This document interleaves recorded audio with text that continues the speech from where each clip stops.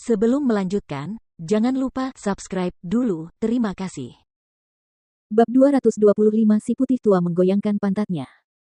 Di sisi lain, Feng Jiu masuk ke sebuah penginapan dan berteriak, "Pelayan, bawakan aku beberapa hidangan terbaikmu dan juga sebotol anggur. Segera datang." Sambil menunggu para tamu, para pelayan menyambut dengan suara tinggi, seraya ia membawa teko air dan datang dengan senyum lebar di wajahnya. "Tuan, silakan minum teh dulu dan makanan serta anggur akan segera disajikan."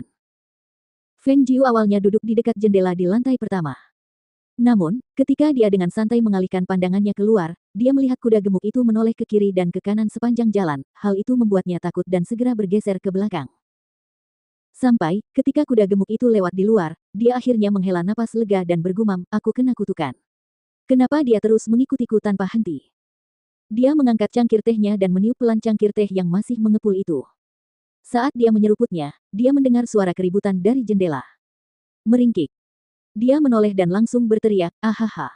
Dia kehilangan pegangannya pada cangkir teh sejenak dan cangkir itu jatuh ke meja, menumpahkan teh ke atasnya. Dia tidak tahu kapan si tua putih datang ke jendela tetapi dia hanya melihatnya menjulurkan kepalanya lurus ke arahnya dan mendengus 2 kali lewat hidungnya, mulutnya terbuka seperti seringai, ekornya bergoyang-goyang sementara pantatnya digoyang-goyangkan, seakan berkata, "Lihat, aku menemukanmu lagi." Seperti hantu pengganggu yang tak kenal ampun.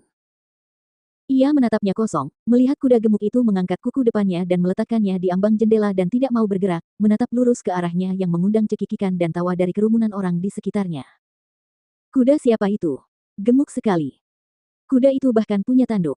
Kelihatannya bukan kuda biasa. Lihatlah kuda itu. Ia bahkan tahu cara menjatuhkan diri di ambang jendela. Mendengar ejekan dari orang banyak, pemilik toko berlari keluar dengan marah. "Kuda siapa ini? Tidak bisakah kamu membiarkan orang-orang terus menjalankan bisnis mereka? Bawa pergi, bawa pergi." Setelah itu, dia berkata dengan nada meminta maaf kepada Feng Jiu, "Tuan, saya minta maaf. Saya tidak tahu kuda siapa yang mengganggu tamu kita di sini. Mengapa kita tidak melakukannya? Apakah Anda ingin duduk di lantai 2? Tidak perlu, tidak perlu. Aku akan duduk saja di sini."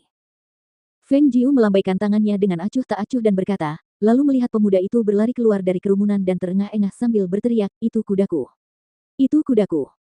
Pemuda itu berlari mendekat sambil terengah-engah, cepat-cepat mencengkeram tali kekang dan memaki kudanya dengan marah, "Dasar keterlaluan.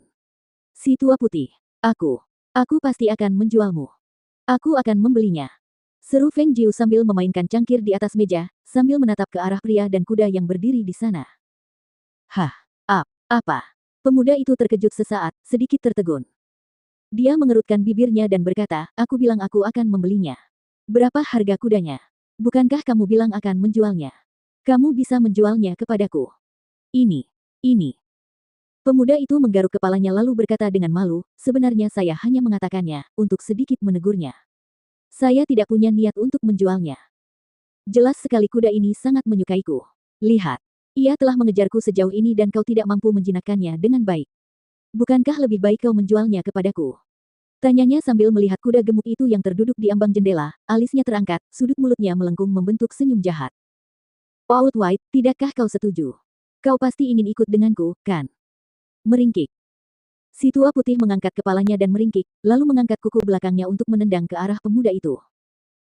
Melihat itu, Bai Xiao cepat-cepat melompat menghindar, wajahnya memerah, entah karena malu atau marah. Ia lalu menepuk pantat kuda dan memaki dengan marah, "Si putih tua. Dasar pria bernafsu. Dia jantan bukan betina. Apa yang membuatmu begitu bersemangat, demi Tuhan?"